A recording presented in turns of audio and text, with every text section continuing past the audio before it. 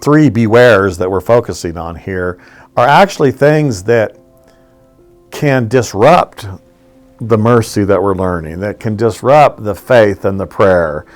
And so Jesus naturally zeroes in on these things, and the first that we focus on, and there's several texts, I think we got 3 or 4 texts that are recommended, but chapter 12 is especially good if you could just focus on one, if you got time to focus on one in class. Read all of them. Again, read all 10 chapters during the week and say, I'm looking for the bewares. What is Jesus telling me in here not to do? And we already talked last week about ways not to pray, right? And that leads us into this first beware, because it was the Pharisees' way of praying that really identified his own hypocrisy, his own self-sufficiency.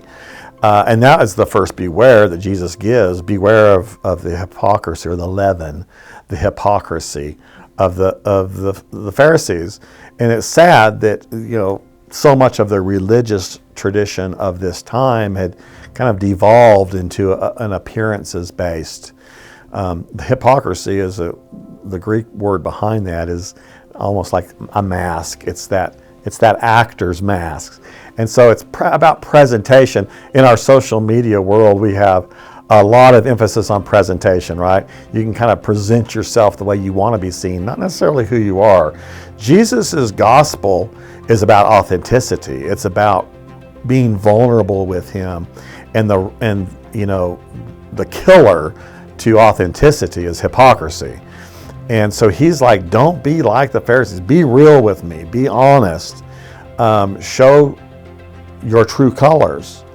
And of course, leaven is an interesting metaphor, because leaven is that little bit you put in the bread that influences the whole thing and puffs you up. And so you can it's a beautiful illustration of kind of getting puffed up in pride. This little hypocrisy is in there, and it sort of skews the whole. The second thing is fear itself, which is big. He talks a lot about fear, and kind of the whole frame of reference of fear over the anxieties of life, the things of what am I going to eat, what I'm going to clothe myself with, right up to, fear of death or someone hurting me. He asks us to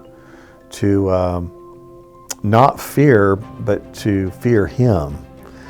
Trust him. This connects to our last lesson too, that was focusing on faith, because fear is the real killer of faith. And so fear is one of the things to beware of, because it can undermine. If we're really afraid, can we have mercy, show mercy like we need to? If we're really afraid, are we really going to turn to the Lord in prayer and trust him? And so these bewares connect to these themes that we saw in the last lesson of mercy and prayer and faith. But the biggest theme here of this beware is beware of covetousness. And, all the way back to the Song of Mary in chapter 1, there's been this undercurrent that Luke, especially, more than all the other Gospels combined, Luke is really concerned to show Jesus's concern about how wealth, riches, and the pride that comes with it can rob us of a relationship with God. And I think the big part of that is the self-sufficiency that often comes in being self-made, if you will.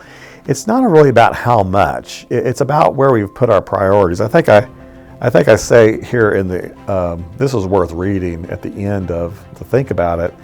The problem of riches is not about how much you have. Covetousness is a mindset that robs our faith and turns possessions into idols, just as fear robs our ability to trust God. So beware. That's how we conclude. And so this concern about covetousness goes all the way back to Adam and Eve in the garden. I mean, that taking rather than receiving is the problem that humans have. And again, chapter 12 is so important in the story of the rich fool. Read that story, because that's the illustration he gives right after. He says, beware of covetousness. And he tells this story. And you'll notice as he gives this parable of the rich fool says, I'm going to do this, I'm going to do that, I'm going to do this. There's no God to be found. There's no Jesus to be found. And then all of a sudden, everything's gone. And Jesus leaves with the question is, well, what was he rich towards? Was he rich towards God, or was he rich towards himself? And that's the takeaway here, the big beware. Reading Luke with an eye to this concern about the real potential problems that wealth brings. Even the story of the young lawyer who comes to Jesus and was unable to give his riches away to the poor and follow Jesus. And Jesus is like, well, can a rich man enter the kingdom? And there's this question of when we're serving mammon, if our riches become our God, then it is impossible to enter into the kingdom if it's become an idol to us. And this is something that Luke especially emphasizes, and it's a big part of this. It goes all the way back to the Song of Mary. And so we need to pay a special close attention to that particular warning that Jesus is giving his disciples.